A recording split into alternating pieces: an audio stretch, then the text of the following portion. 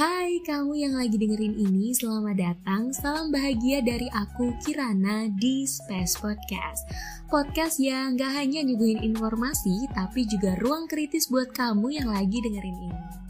Nah, kebetulan nih waktu buat siniar atau podcast ini itu masih PPKM. Ups, bukan pelan-pelan kamu menghilang ya, tapi pemberlakuan pembatasan kegiatan masyarakat.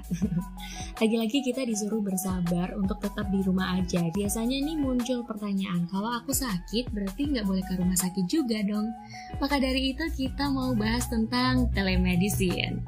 Lebih tepatnya kita mau bahas peluang dan tantangan telemedicine di masa pandemi COVID-19. Nah, pastinya kamu udah penasaran dong. So, dengerin sampai akhir dan happy listening. Nah, di masa pandemi COVID-19 yang kita harus jaga jarak dan ditambah dengan transformasi digital, membuat permintaan telemedicine itu meningkat. Nah, bagi yang belum familiar nih dengan telemedicine, yuk kenalan dulu apa itu telemedicine.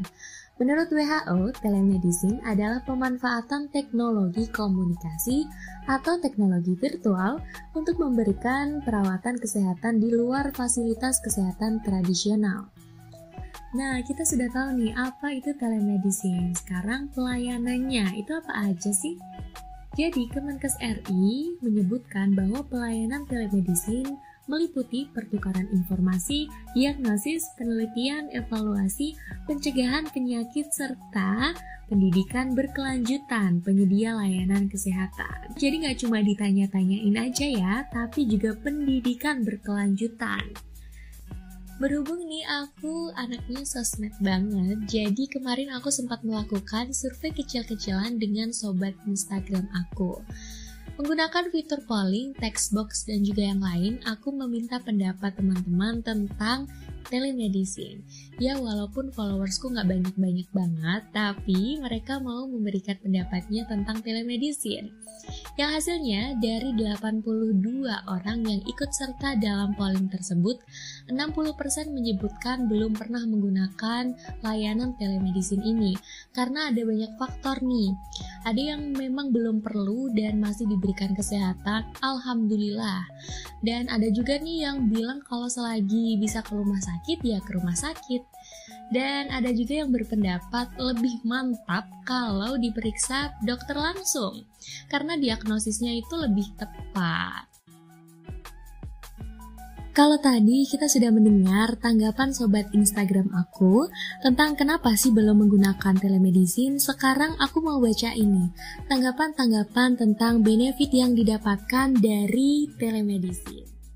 Mostly dari sobat Instagram aku memberikan tanggapan kalau telemedicine ini bisa menghemat biaya, waktu, dan juga energi, dimana kita nggak perlu keluar rumah dan kita nggak perlu antri lama-lama di rumah sakit, serta kita juga nggak perlu keluar biaya bensin. Dan dari telemedicine ini kita mendapatkan banyak informasi yang akurat dan diagnosis dari ahlinya gitu. Dan ada juga nih yang berpendapat kalau dari telemedicine kita juga bisa mendapatkan layanan delivery obat. Gak hanya itu, kita juga bisa mendapatkan edukasi atau pengingat kapan sih obat itu harus diminum. Wow, sangat menarik ya. Dan dari survei kecil-kecilan itu juga aku menanyakan ke teman-teman nih, kira-kira gimana nih, penting nggak ya telemedicine pada saat pandemi COVID-19? Dan hasilnya 98% menyebutkan penting dan perlu banget. Dan aku bisa simpulkan nih di sini bahwa permintaan dari telemedicine ini sangat tinggi ya, apalagi di era-era transformasi digital dan kondisi COVID-19 ini, di mana penularan COVID-19 itu sangat lebih tinggi gitu daripada sebelum-sebelumnya. Nah, dari survei sederhana ini juga masih diperlihatkan bahwa masih ada tantangan dalam penerapan telemedicine. Salah satunya stigma-stigma bahwa periksa itu harus ke dokter langsung. Nah, ini tentunya perlu adanya edukasi bahwa memeriksa itu ada beberapa tahap. Yang pastinya dalam keadaan pandemi COVID-19 ini harus dipertimbangkan untuk bertemu langsung dengan dokter atau pergi ke rumah sakit.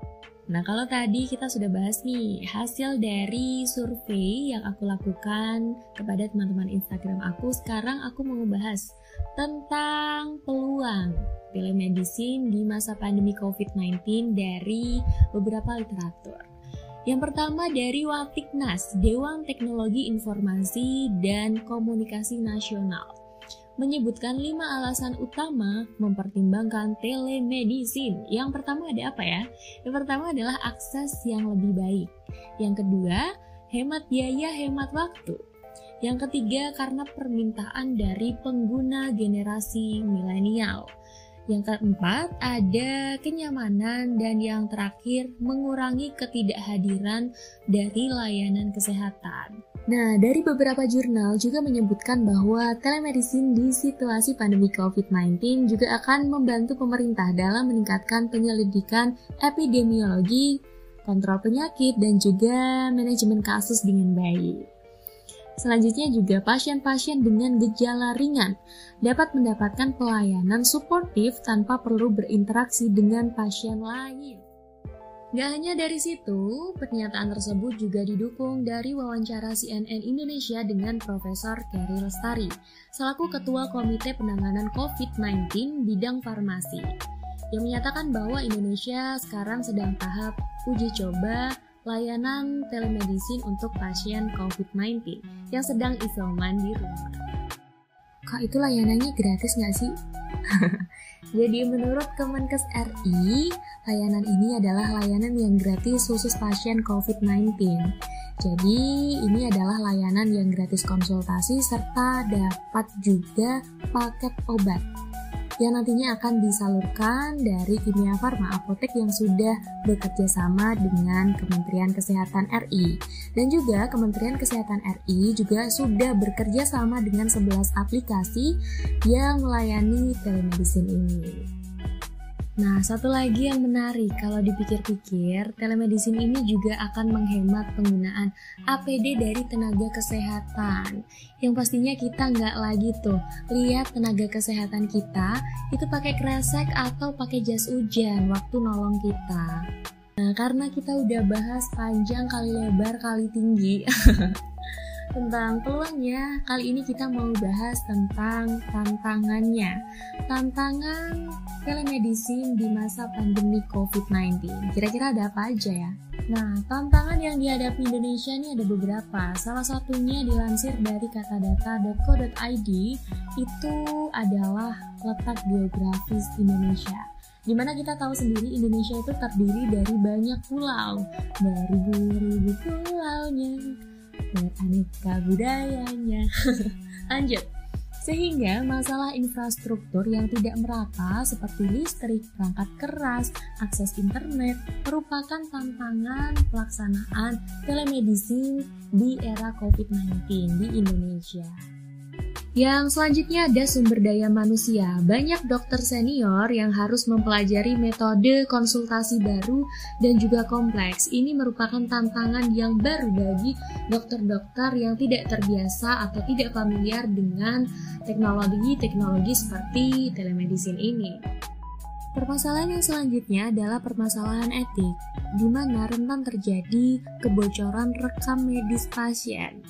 Nah, yang terakhir nih, implementasi telemedicine memerlukan sinergi stakeholders untuk mewujudkan pelayanan kesehatan masyarakat yang terbaik. Nah, di balik peluang yang begitu banyaknya, kita juga menghadapi tantangan yang harus kita selesaikan. So, bukan Space Podcast namanya kalau nggak memberikan ruang seluas-luasnya buat kamu generasi kritis. Bagi kamu yang punya solusi, kritik, saran, atau mau berdiskusi tentang suatu hal, kamu bisa tuliskan di bit.ly/ruangkritis. Dari aku, Kirana, terima kasih sudah mendengarkan dan sampai jumpa di episode berikutnya. Dah!